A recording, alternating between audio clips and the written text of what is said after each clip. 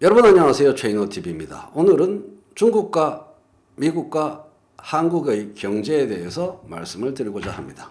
함께 보시죠. 중국의 1분기 경제 성장률이 마이너스 6.8%를 기록했습니다. 1976년 문화대혁명 종식 이후 통계가 시작된 이래 44년 만에 처음 발생한 충격적인 사건입니다. 충격적인 숫자예요. 2008년 금융위기가 발생했을 때 중국이 경기 부양을 위해 쏟아부은 돈이 얼마일까요? 4조 위안입니다. 4조 위안, 우리나라 돈으로 얼마인지 잘 모르시겠죠? 우리 돈으로 680조 원이 넘습니다. 우리나라 GDP의 한 3분의 1 정도 되는 거죠. 중국이 2011년부터 2013년까지 사용한 콘크리트 공구리 양은 얼마일까요? 6.6 기가톤입니다.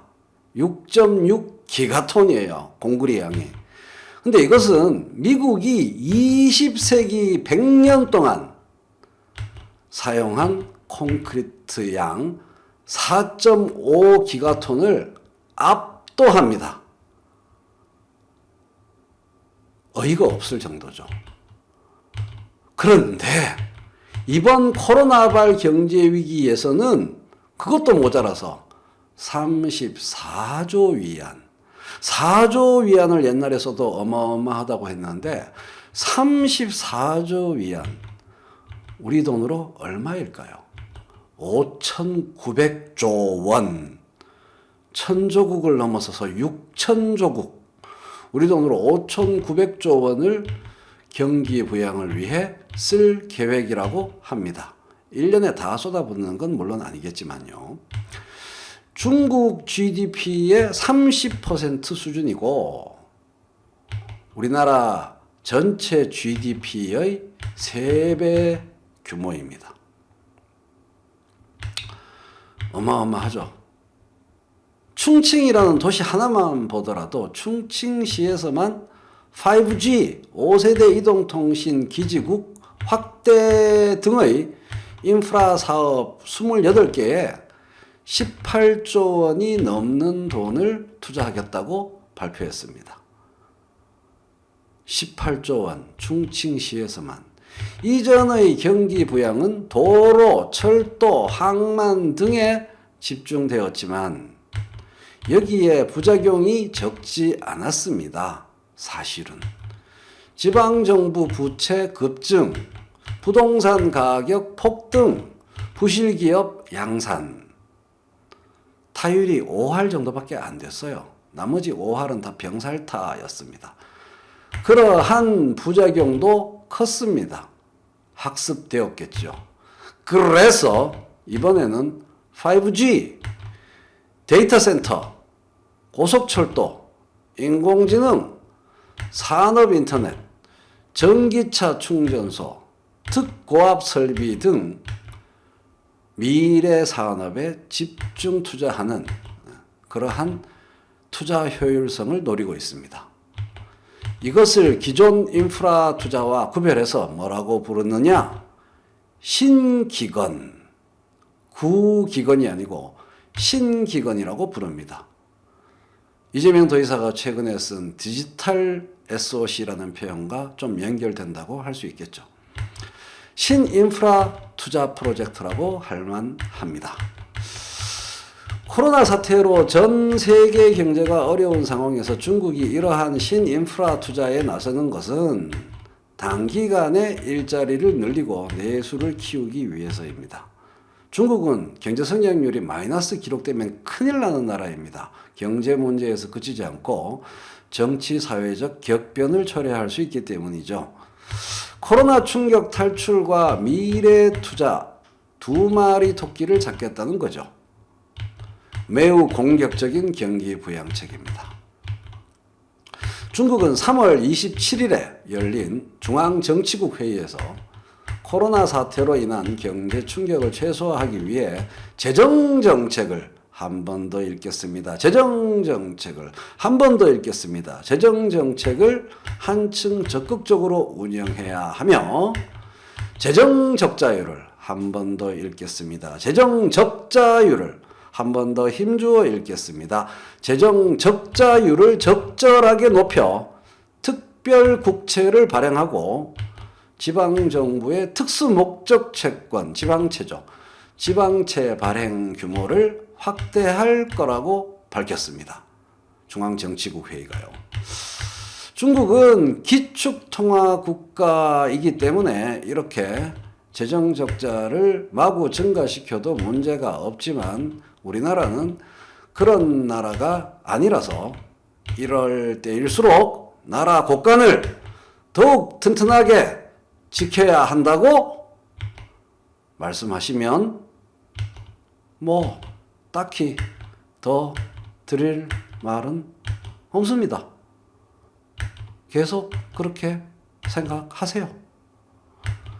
제가 어떻게 하겠습니까? 이제 중국에서 시선을 떼고 한국과 미국으로 시선을 돌리겠습니다. 그리고 한국과 관련된 그림 하나를 보여드리겠습니다. 바로 어제 일이죠. 고용률 변동 추이입니다. 잘 봐주세요. 0 이하로 실업자가 엄청나게 발생한 그래프를 봐주세요. 마이너스 24만 명. 24만 명의 실업자가 발생한 때가 언제입니까? 최근에.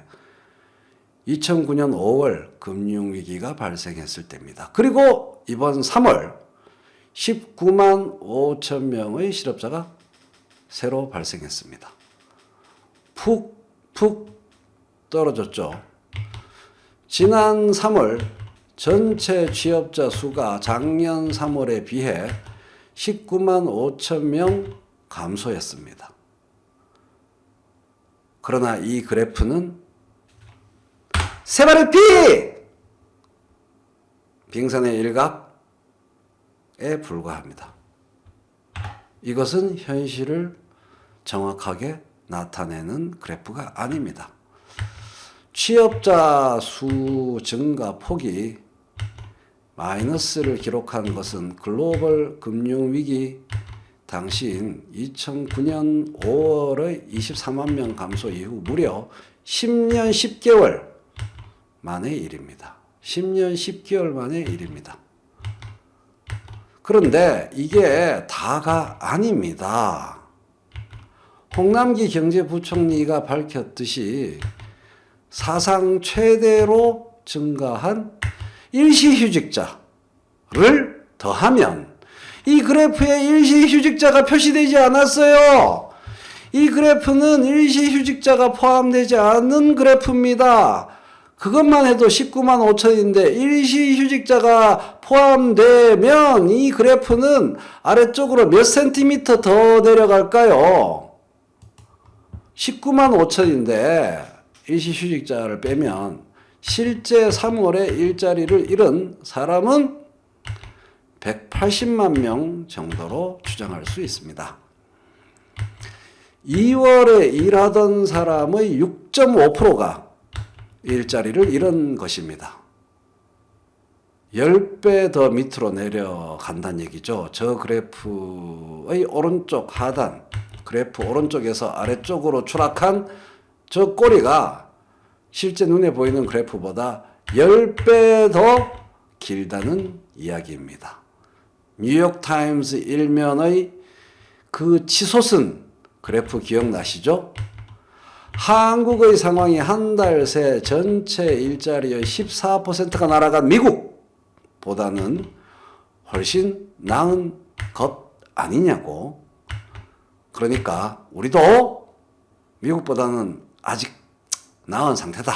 그러니까 우리도 그런 미국과 같은 최악의 상황이 이제 올지 모르니까 그런 상황을 대비해서 지금은 나라 곳간을 꼭꼭 잘 챙겨 놓아야 한다고 말씀하신다면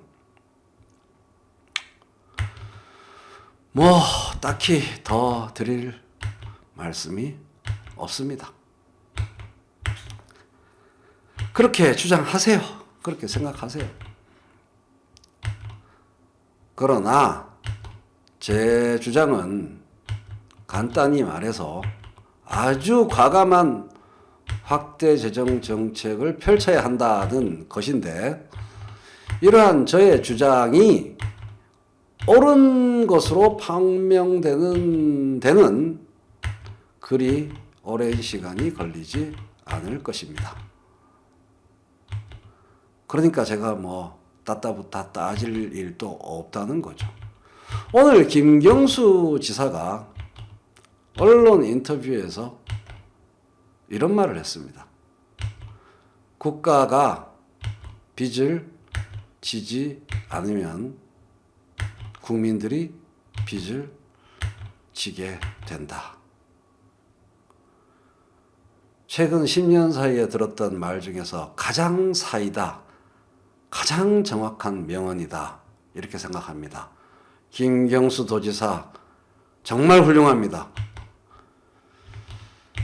복지의 개별 구매, 개인 사보험이라든가 사교육비 지출이라든가 이러한 식의 복지의 개별 구매는 국가를 통한 복지의 공동 구매, 다시 말하면 보편 증세 재원을 확보하고 그 늘어난 재원을 하층 복지에 집중 투자하는 그런 국가를 통한 복지의 공동 구매보다 훨씬 비효율적이고 나라의 구조를 뒤틀리게 만듭니다.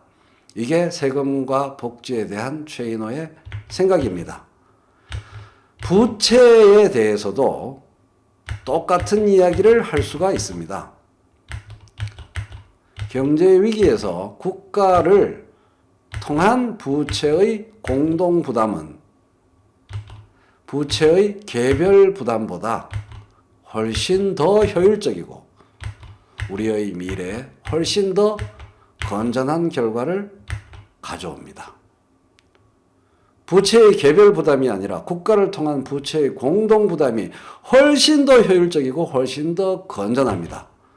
확장 재정, 적자 재정이 의미하는 것은 시적절한 부채의 공동 부담 전술을 통해서 부채의 가계 개별 부담을 피하고 건강하고 건전한 미래 경제를 도모하자는 데 있습니다. 이러한 숨은 진실, 당연한 진실을 더 많은 국민들이 하루빨리 깨닫게 되기를 바랍니다. 감사합니다.